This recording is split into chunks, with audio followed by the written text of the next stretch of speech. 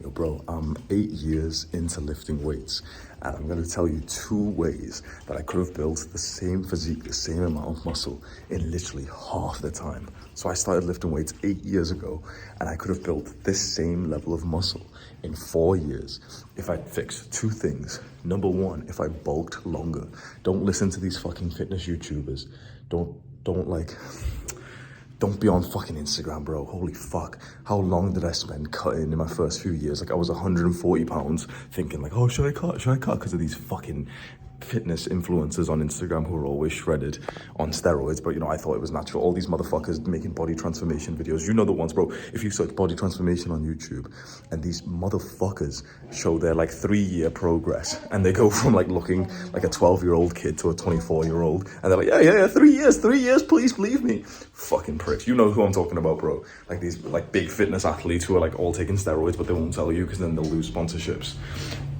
They're always staying lean, bro, and I thought like that's the only way to look good is to like stay lean, to cut calories and shit. Fuck me, man. What a waste of time, bro. If you're not bulking in the first few years of your fitness journey, you're not making muscle. Simple as that. There's a small percentage of guys with like really good genetics and everything, and they can make muscle without bulking. Yeah, some guys can do that, but if you're like me, you need every advantage you can get, bro. And so when I meet someone today, I meet like a little skinny 14, 15-year-old guy, 15-year-old kid, and he looks like he's 140 pounds, 50 kilograms, or 60 kilograms or something. And he literally asks me that question, like, should I bulk or should I? Oh, I spoke to that couple before actually. Should I bulk or should I cut? Oh man. Bro, the answer is simple. My answer to you is always going to be the same thing. Bulk. You will make the greatest progress of your life when you bulk, especially when you bulk to a new high body weight. It's as simple as that, bro. You have to, like, I'm 6'1" right now, and I always stayed at like 160 pounds. I stayed at like 160 pounds, like lean, for 4 years, something. Like I bulked up from 115 to 160 in the first 1 to 2 years of my training and put on like some serious gains. I went from like extra small t-shirts to like medium and pushing into large. And then I stayed around 160 because anytime I bulked, I would just get like this ab anxiety. I would see like an extra little bit of fat on my stomach and then think, oh shit, I'm really fat, I should cut. Oh, if I cut, I'll get abs and it'll be really sexy. Like if I cut, I'll get shredded. Like, would you fuck, bro? You only look good after you cut if you bulked up to begin with. I wish I could drill this into the minds of literally every young guy who watches me. Like, if you can blindly take my advice and right now you're considering to bulk or cut, honestly, 99 times over 100, the answer for you is to bulk.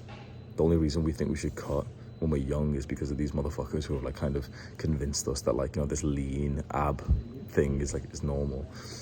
You need to bulk to actually look good enough for that in the first place, man. The second thing then is simply training hard enough.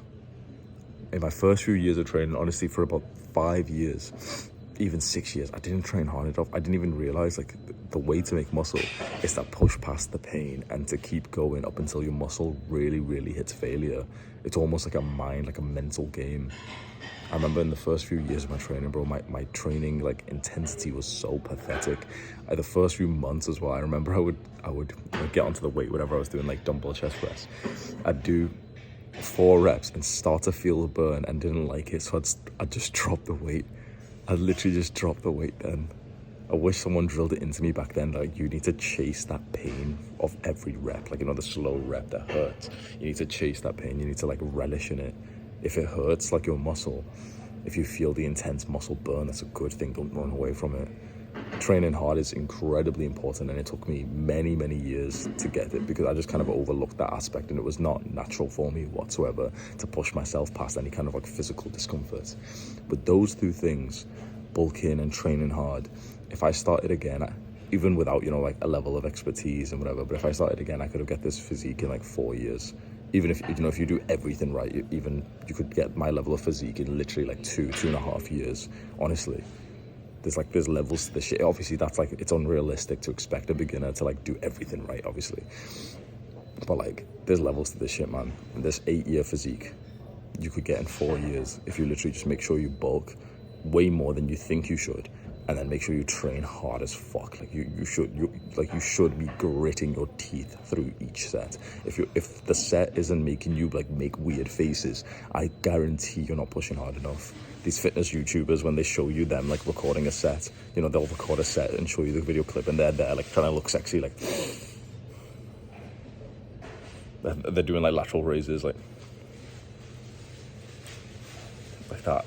Like, they're not showing you, bro. You know someone's like showing you the truth when if they record a video of themselves like hitting a set, and you literally see them like not looking attractive at all. They're like that shit. You know someone's pushing hard. Then if your face isn't doing that, I guarantee you're not pushing hard enough. There's levels to this shit, bro. Holy fuck. I saw a comment of someone saying like, oh, about me, like, oh, you know, this guy's got an average physique and everything. And the thing is, my physique is nice now. My physique is very nice. It's like, of anyone I walk past in the street, I've pretty much always got the best physique. The only time someone's more muscular than me is like when I see a guy on steroids in the gym. And that's just not me, like, you know, saying, oh, everyone bigger than me is on steroids. But it's like, relatively, pretty much the only kind of guys that I see who can sort of like match my physique are guys who have either trained, you know, as long as me, and maybe they're still natural, but like there's guys who like are above the natty limit who are absolutely massive. But my brother asked me, I hope you can still hear me because this guy's making coffee here, but my brother asked me once if I would take steroids, and he said, like, you know, if I took steroids, I wouldn't have to tell anyone, and like I'd get more sales on my course and more people would watch my videos and everything. And I said, you know what, no, I don't even agree with that. Let's say I didn't tell anyone. Let's say I took steroids and lied to you, which I wouldn't do. Hopefully you kind of know by now, like I'm quite like a truthful person. But like, if I did do that, I don't think my success would rise. I'm grateful for how long my physique took me. How interesting it is. I'm grateful for how slow my rate of muscle gain has been. I should have gained this muscle in half the time, but I'm grateful for it. Why? Because of two reasons. One, because it's led to this way more long-term dedication, discipline, and sacrifice and commitment to this journey. Because if I got this instantly, if I was one of those idiots who took steroids in the first year of training and, you know, suddenly got really strong and like started pressing the same weight that I'm doing now after 8 years, guess what happened? Like, anytime I hear a story of someone who used to take steroids when they were a little bit younger, guess what happened? They pumped themselves full of like all this dirty chemicals that they got from like their little sweaty gym friend, and then they ended up stopping. So they lost it after all. In the end, the only person who really trains for the rest of their life and maintains this muscle mass is the guy who sacrificed and disciplined himself for it. And that's like, you have to start off as natty for that. But the other interesting reason, even though you might not be able to relate to this, you might just find this interesting if you wanted. I actually think I'm as successful as I am now because my physique, like, I don't have that much muscle. Like, imagine 2 years ago if I was already taking steroids and I was already massive. Would you have related to me anywhere of the same amount? When I made like a fitness course or a fitness video and you saw my physique, would you have really thought like, oh yeah, well, that's the kind of physique I want. That's the kind of physique that I could get in a couple of years. I actually think it's been a business benefit for me to have slow gains. How interesting is that? It's been a business benefit for me to have slow gains, to have like a slow rate of progress. Like, my physique now after 8 years, I think it's really nice. But if it was faster, if it was a lot faster, if I did, you know, if I made a lot more muscle, if I was on steroids, I don't think I would have anywhere near the level of relatability that I do to you now. The good thing about my physique is that, one, it's attainable natty, even with poor genetics, bro. I'm like fucking brown skin and my testosterone was low to begin with, and my natural body weight was 120 pounds, bro. I'm 6'1". My natural body weight at age 18 was 120 pounds. I started from the fucking bottom, bro. I couldn't even use my brother's adjustable dumbbells with no weight. I couldn't use my brother's adjustable dumbbells with no weight attached to them because that was 2 kilograms and that was too heavy. I had to use my mother's pink dumbbells, bro. Like the 0.75 kg ones when I first started. I started from the bottom, bro. Because this means that, like, I can relate to the guys who are struggling, bro. You know, the little skinny guys who just want to get lean and stuff, and they keep asking me if they should bulk or cut. I can relate to those guys, bro. So it's actually been like a benefit for me to like not be so muscular, and I'm grateful for that. I hope this helps you, man. 2 tips to just reach this physique faster. If you can listen to this advice, you'll save so much time. Bulk and train hard. If in your mind right now you're still debating cutting, bro, holy fuck, please just put it into your mind. Like Hamza says that you should bulk. Bulking's so much healthier, and it's so much just more important for you to do, to maintain, to grow muscle.